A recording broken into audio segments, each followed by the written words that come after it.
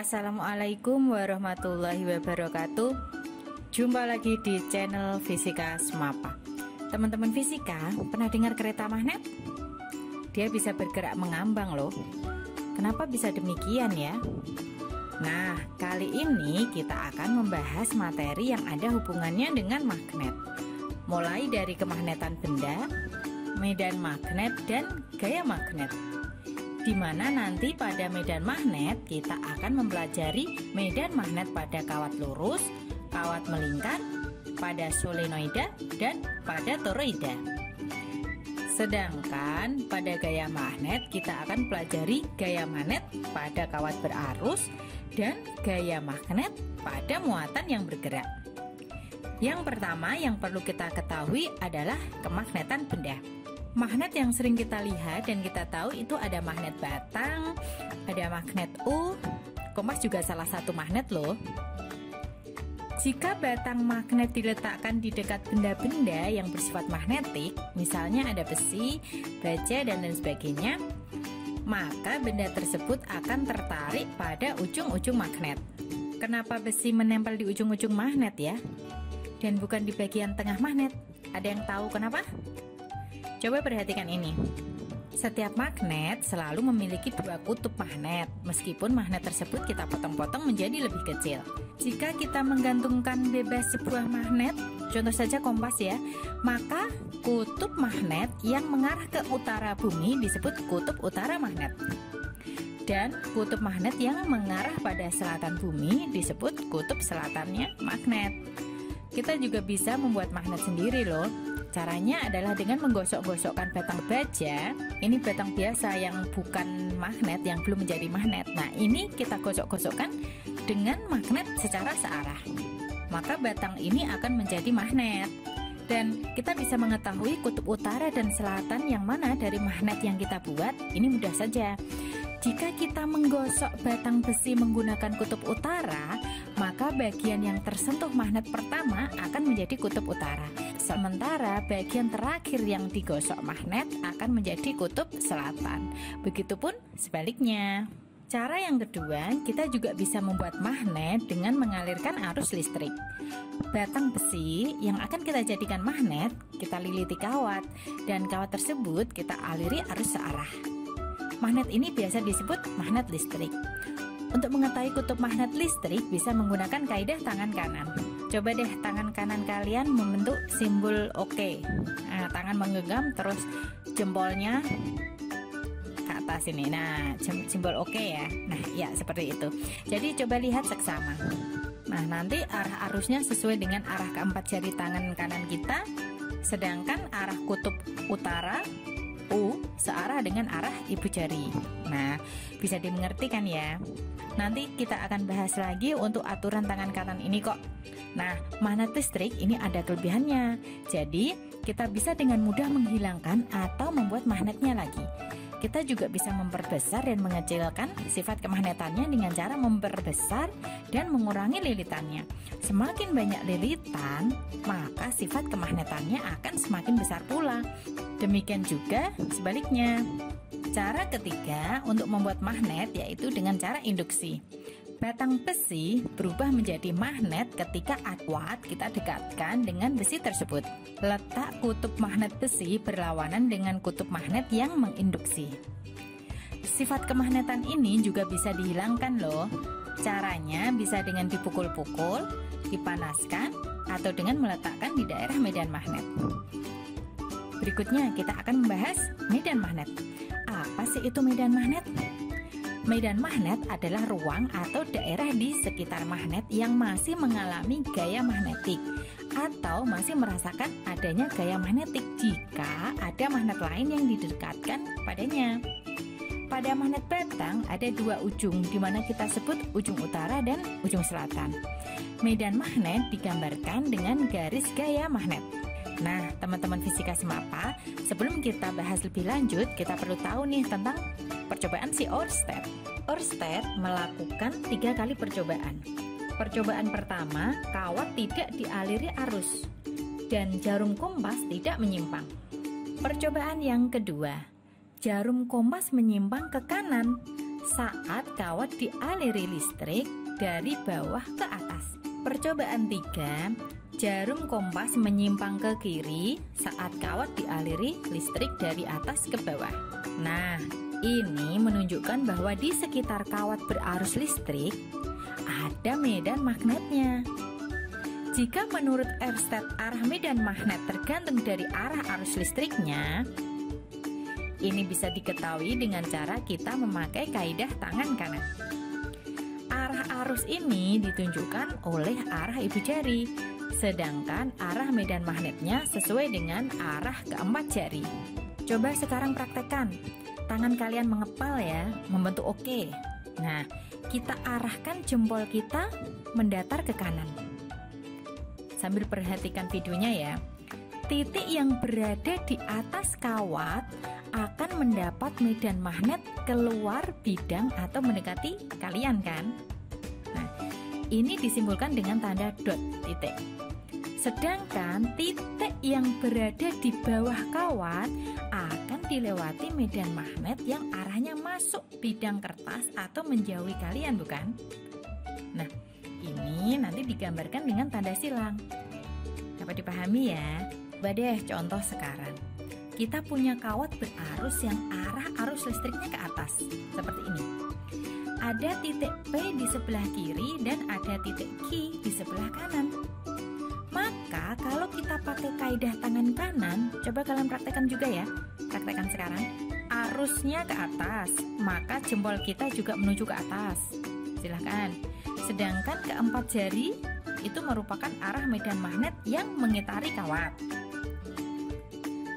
Maka titik P tadi yang ada di sebelah kiri kawat akan mendapat medan magnet yang arahnya menuju kalian kan?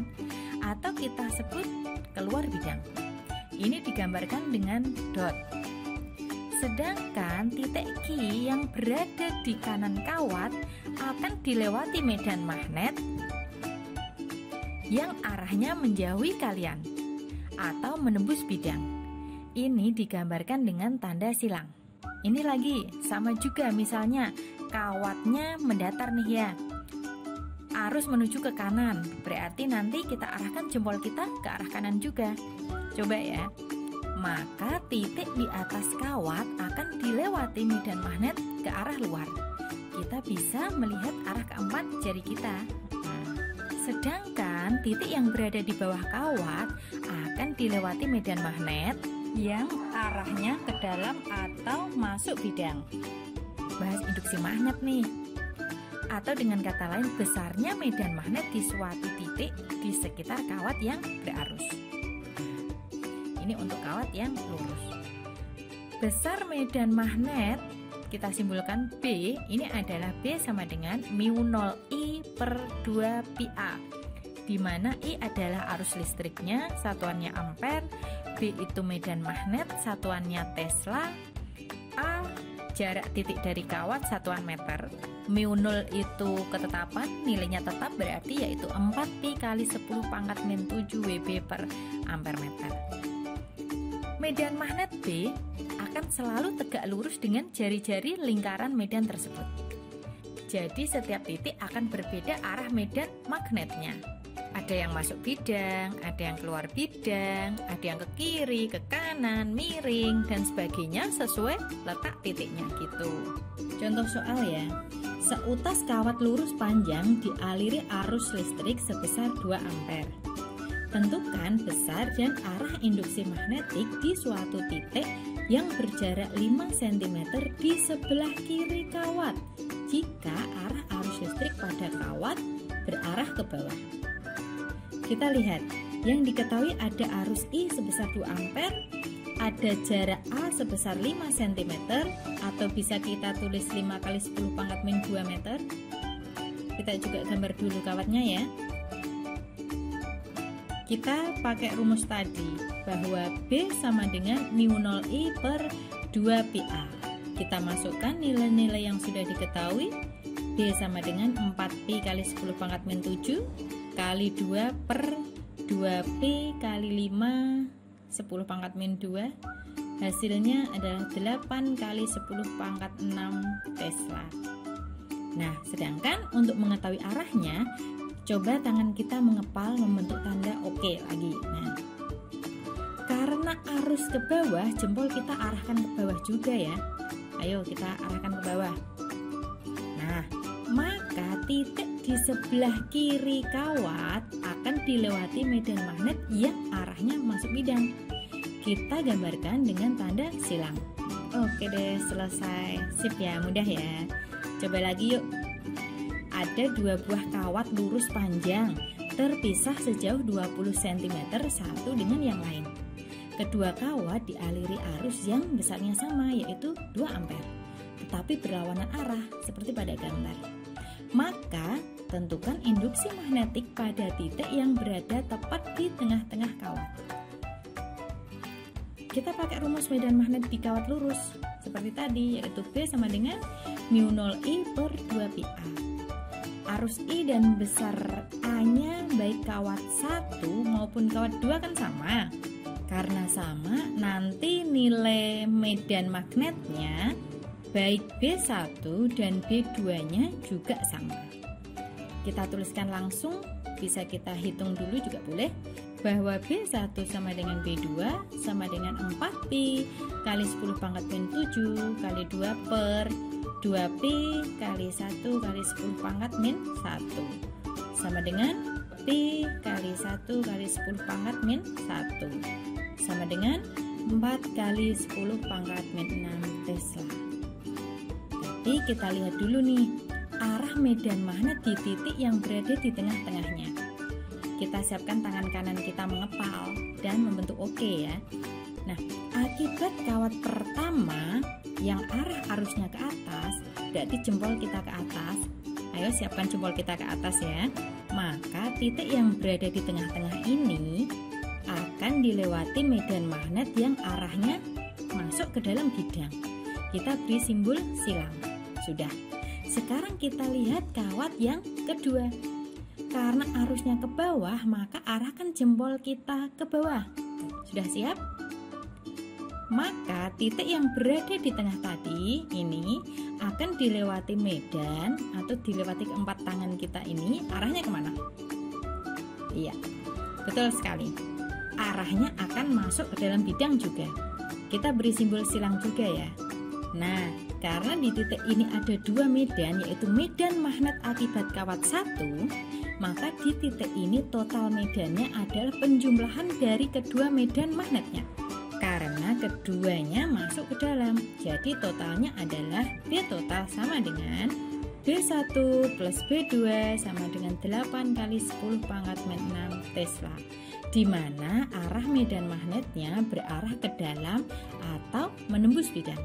Nah, sedangkan untuk induksi magnetik di kawat melingkar berarus, kita bisa lihat gambar di bawah. Besar medan magnetnya B-nya adalah B sama dengan μ0I per 2A. Bedanya dengan rumus pada kawat lurus adalah pada P-nya. Arah medannya kita masih menggunakan kaidah tangan kanan, hanya saja I-nya yang melingkar. Arah arusnya tetap pakai arah jempol dan arah medan tetap pakai 4 jari tangan kita ya. Contoh berikut ini. Seutas kawat berbentuk lingkaran dengan jari-jari 10 cm dialiri arus 2 ampere. Tentukan induksi magnetik di pusat lingkaran tersebut. Kita ketahui bahwa A yaitu 10 cm atau bisa ditulis 0,1 meter. Sedangkan I arusnya sama dengan 2 ampere. Kita pakai rumus medan magnet di kawat melingkar, yaitu B sama dengan μ0I per 2A. Kita masukkan nilai yang sudah diketahui bahwa B sama dengan 4pi kali 10 pangkat min 7 kali 2 per 2 kali 10 pangkat min 1. Hasilnya adalah 4pi kali 10 pangkat min 6 Tesla. Coba contoh yang lain nih. Seutas kawat membentuk setengah lingkaran dengan jari-jarinya 20 cm dialiri arus listrik 5 ampere. Seperti gambar. Tentukan besar induksi magnetik dan arahnya di pusat lingkaran. Karena kawatnya yang melingkar ini cuma setengah, maka kita akan mengalihkan rumus medan magnet di kawat melingkar dengan setengah. Jadi B sama dengan setengah kali mu0I per 2A. Kita masukkan nilainya yang sudah diketahui, yaitu ada I sebesar 5 ampere dan A nilainya 0,2 meter. Jadi B sama dengan 4pi kali 10 pangkat min sama dengan 2,5 pi kali 10 pangkat min 6 Tesla. Nah, sedangkan untuk mencari arahnya sama seperti tadi, menggunakan yaitu kaidah tangan kanan. Jempol kita arahkan ke kiri, maka ada titik di bawah kawat, di tengah-tengah itu dilewati oleh medan magnet ke arah, yaitu ke arah luar. Ke arah luar kita beri simbol titik. Untuk yang ketiga, medan magnet pada solenoida yang berarus listrik. Solenoida adalah kawat panjang yang dililitkan pada inti yang berbentuk silinder, seperti gambar di samping. Besarnya medan magnet dipengaruhi besarnya arus dan juga banyaknya lilitan. Untuk arah medan magnet pada solenoida masih menggunakan kaidah tangan kanan tapi berbalikan. Jadi, pada solenoida arah ibu jari bukan menunjukkan arus tapi menunjukkan arah medan magnet. Sedangkan arah keempat jari yang melingkar menunjukkan arah arus listrik yang mengalir pada lilitan. Perhatikan pada gambar ya, dan coba praktikkan dengan tangan kanan kalian. Rumus induksi magnetik pada bagian tengah solenoida yaitu B sama dengan mu0I kali N per L. Sedangkan induksi magnetik pada bagian ujung solenoida yaitu B sama dengan mu0I kali N per 2L. Jadi nilai medan magnet di ujung adalah setengah dari nilai medan magnet di bagian tengah solenoida ya, di mana N ini adalah jumlah lilitan dan adalah panjang solenoida. Contoh soal, suatu solenoida panjangnya 5 meter, memiliki 1000 lilitan dan dialiri arus listrik 2 ampere. Tentukan induksi magnetik pada titik yang berada di ujung dan di tengah solenoida tersebut. Induksi magnetik di tengah solenoida yaitu B sama dengan mu0I per L. Kita masukkan nilainya, B sama dengan 4pi kali 10 pangkat min 7 kali 2 kali 1000 per 5. Hasilnya adalah 8pi kali 10 pangkat min 5 Tesla. Sedangkan induksi magnetik di ujung solenoida yaitu setengah dari medan magnet di tengah solenoida. Jadi nilainya yaitu B sama dengan 4pi kali 10 pangkat min 5 Tesla. Berikutnya adalah medan magnet pada toroida. Toroida adalah kawat yang dililitkan pada inti yang berbentuk lingkaran. Pada prinsipnya, toroida adalah solenoida yang intinya dibengkokkan sehingga berbentuk lingkaran. Arah medan magnet pada toroida menggunakan kaidah tangan kanan yang sama dengan yang digunakan pada solenoida.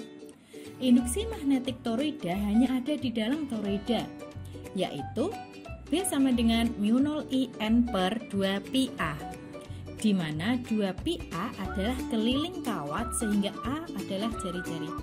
Contoh soal, suatu toroida memiliki jari-jari 10 cm dan disusun 500 lilitan, dialiri arus 2 ampere. Tentukan induksi magnetik pada sumbu toroida tersebut. Kita pakai rumus tadi bahwa B sama dengan mu0I N per 2pi-A.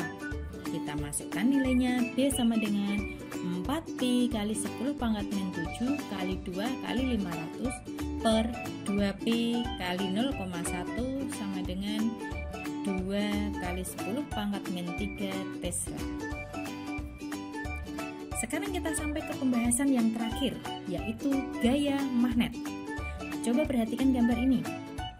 Sebuah arus mengalir dari tegangan positif ke negatif, di mana kemudian dia melewati tegak lurus sebuah medan magnet, maka di situ akan terjadi gaya magnet. Jadi, jika ada sebuah penghantar yang berarus listrik dan kemudian kita tempatkan pada medan magnet, maka penghantar akan mengalami gaya magnet. Gaya magnet ini disebut juga gaya Lorentz. Sama seperti medan magnet, gaya magnet juga mempunyai arah loh. Kalau medan magnet tadi kita pakainya tangan kanan mengepal membentuk OK, kali ini pada gaya magnet kita pakai tangan kanan yang terbuka lebar, di mana arah arus listrik sama dengan arah ibu jari, arah medan magnetnya sama dengan arah keempat jari, dan arah gaya magnet sama dengan hadapnya telapak tangan kita. Coba perhatikan ilustrasi berikut ini. Dengan persiapkan tangan kanan kalian terbuka lebar ya. Yang pertama, arahkan 4 jari ke kanan. Sudah ya, ikuti terus. Dengan 4 jari kalian yang masih berarah ke kanan, tempatkan jempol menghadap ke atas. Nah, sampai sini sudah ya. Maka telapak tangan kita akan menghadap ke arah menjauhi kita kan? Sesuai video itu kan ya. Oke, kita coba lagi sekarang. Kita ada medan magnet B ke atas. Berarti kita posisikan 4 jari kita ke atas ya. Ikuti ya. Sudah ini. Berikutnya, dengan masih keempat jari tetap ke arah atas, posisikan atau putar jempol kalian menghadap ke kanan. Ingat, 4 jarimu masih ke arah atas loh ya. Maka dapat dilihat bahwa arah telapak tangan mengarah menuju kalian. Dengan kata lain, gaya magnet berarah mendekati kalian atau sumbu Z positif. Sampai di sini paham kan ya cara menentukan arah gaya Lorentz-nya? Coba deh latihan berikut ini. Ada gambar seperti ini. Tentukan gaya Lorentz pada kawat dari gambar berikut ini. Kita pakai kaidah tangan kanan terbuka. Jempol kita arahkan ke atas. Sedangkan 4 jari kita menuju ke layar HP atau monitor, dengan kata lain masuk bidang ya. Nah, sekarang kita jadi tahu kemana arah telapak tangan kita? Betul, arahnya ke kanan. Jadi gaya magnet pada kawat ini berarah ke kanan. Atau gambarnya saya ganti, arah arusnya yang ke bawah dan medan magnetnya menuju ke luar layar HP. Maka ayo kita arahkan jempol kita ke bawah. Jempol ke bawah dulu, tangannya terbuka, dan keempat jari menuju keluar atau mendekati kita. Nah, sudah ya. Maka kita juga bisa lihat bahwa arah telapak tangan kanan kita yaitu berarah. Jadi gaya magnet pada kawat ini arahnya ke kanan. Itu teman-teman fisika semapa. Jelas ya? Besarnya gaya magnet bergantung pada medan magnet, arus, dan panjang kawatnya. Maka rumus gaya magnet atau gaya Lorentz adalah F sama dengan B kali I kali L, di mana F adalah gaya magnet satuannya Newton, B itu medan magnet satuannya Tesla, I kuat arus satuannya ampere, satuannya meter. Jika antara arus I dan medan magnet B ini membentuk suatu sudut, maka gaya Lorentz-nya menjadi F sama dengan B kali I kali L sin theta. Kita contoh saja. Sebuah kawat lurus panjangnya 80 cm. Dialiri arus listrik 4 ampere, berada di dalam medan magnet homogen 0,002 Tesla yang tegak lurus kawat. Tentukan gaya Lorentz yang dialami kawat tersebut. Maka kita pakai rumus gaya Lorentz tadi, yaitu F sama dengan B kali I kali L. Kita masukkan nilainya, maka F sama dengan 0,02 kali 4 kali 0,8. Hasilnya 1,6 kali 10 pangkat min 3 Newton. Selain gaya magnet pada kawat lurus berarus, ada gaya magnet pada muatan listrik yang bergerak. Muatan listrik yang bergerak dengan kecepatan tertentu dalam medan magnet akan mengalami gaya magnet. Besarnya gaya magnet pada muatan yang bergerak adalah F sama dengan B kali Q kali V sin theta, di mana F-nya adalah gaya magnet satuan Newton, B-nya medan magnet satuan Tesla, Q adalah muatan, satuannya kolom, V itu kecepatan, satuannya meter per sekon, dan theta adalah sudut antara V dan B. Ini jika kecepatan dan medan magnetnya membentuk suatu sudut. Arahnya nanti kita pakai tangan kanan terbuka. Arah kecepatan sama dengan arah ibu jari. Itu bedanya di situ. Yang lain sama. Yaitu arah medan magnet sama dengan arah keempat jari, dan arah gaya magnet sama dengan hadap telapak tangan kita. Gaya magnet pada muatan menyebabkan muatan bergerak melingkar. Jadi gaya Lorentz-nya ini berfungsi sebagai gaya sentripetal. Atau FL sama dengan Fs. FL itu gaya Lorentz, rumusnya B kali G kali V. Sedangkan Fs gaya sentripetal, rumusnya adalah M kali A sentripetal. Contoh sajalah, sebuah partikel bermuatan bergerak dengan kecepatan 5 kali 10 pangkat 6 meter per sekon yang tegak lurus medan magnet 0,02 Tesla. Gaya magnet yang bekerja pada partikel tersebut menyebabkan partikel bergerak melingkar dengan jari-jari 10 cm. Tentukan massa partikel tersebut. Kita lihat dulu apa saja yang diketahui. Ada Q, ada V, dan ada B, ada juga R. Dari rumus tadi bahwa Fs sama dengan Fl, M kali As sama dengan B Q V. M kali V kuadrat per R sama dengan B kali Q kali V. Maka M sama dengan B kali Q kali R per V. Kita masukkan nilainya bahwa M sama dengan 0,2 kali 4 kali 10 pangkat min 6 kali 0,1 per 5 kali 10 pangkat 6 sama dengan 8 per 5 kali 10 pangkat min 15 kg.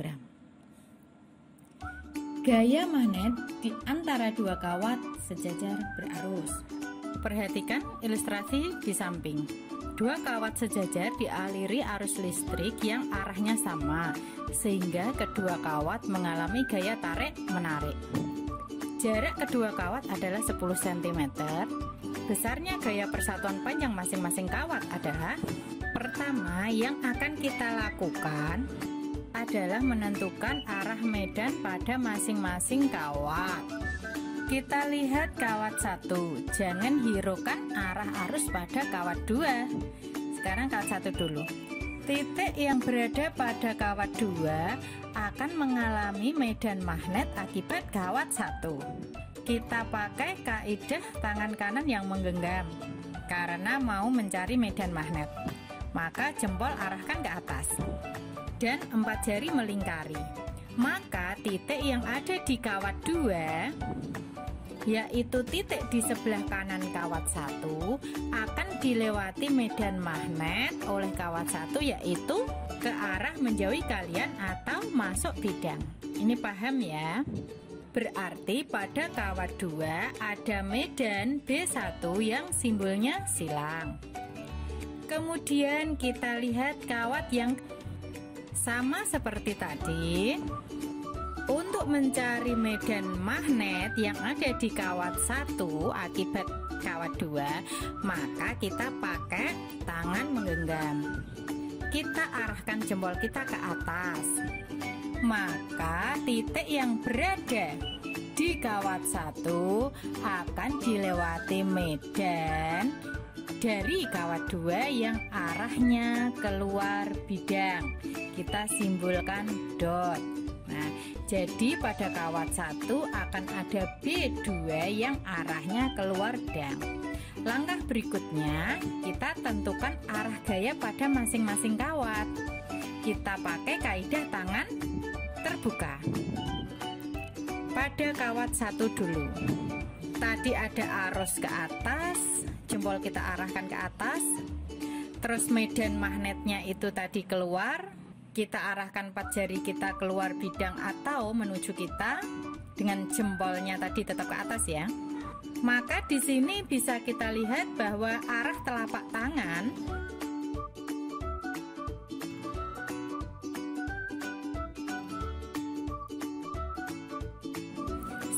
pada kawat 2. Arus tadi ke atas, jempol kita arahkan ke atas, kemudian ada medan magnet yang masuk bidang, kita arahkan 4 jari kita masuk bidang dengan jempol tetap ke arah atas, maka bisa dilihat bahwa arah telapak tangan kanan kita arahnya ke kiri.